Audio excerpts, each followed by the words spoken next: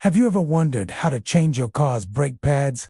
Well, today we're going to show you exactly how to do it. So let's get started. We're going to start off by showing you some brake pads that are worn out. And if you're ever wondering how to tell whether your brake pads are worn out, one way to do it is to look through the spokes of your wheel. If you can see the brake pad and it looks like this, you know it's time for a change. Another way to tell is just by looking at your brake pad and seeing how thin it is.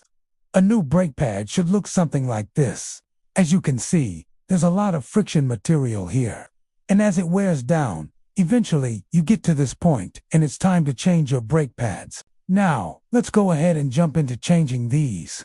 Here are all the tools you'll need to change your brake pads. You'll need a lug wrench, a jack for jack stands, a C-clamp, a set of brake pads, and of course, safety gloves and glasses. The first step to changing your brake pads is to loosen the lug nuts on your wheel and then lift up your car and secure it with the jack stands. Now we can remove the wheel. Here we have our brake caliper and our brake rotor.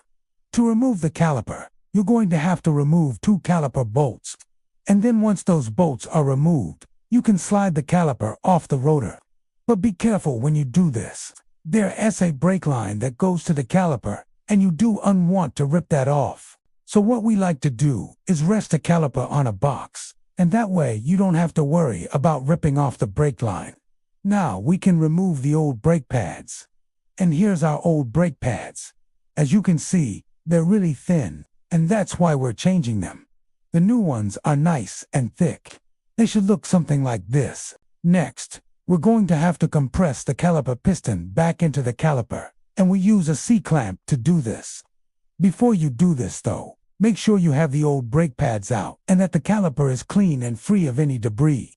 We're going to place our C-clamp here where the brake pad goes and then squeeze the C-clamp until the piston is all the way back in. Once the piston is back in, we can install our new brake pads, and just like the old ones came out, the new ones will go right in. And you want to make sure that the side that is supposed to touch the rotor is facing the rotor. You can tell by the chamfer here. It should look like this when it's installed correctly. Now we can bolt the caliper back onto the car. And when you do this, make sure you follow the torque specs that are listed in your vehicle's repair manual. We're going to reinstall the wheel. You don't have to torque the lug nuts down all the way yet. We just want to get the wheel back on and bolted down so we can lower the car. With the wheel reinstalled, we can lower the car down and then go back to the lug nuts and torque them down in a star pattern. What this means is you're going to do one nut, then the one across from it, and then the one across from that, and just keep alternating until you get them all tightened down. Congratulations!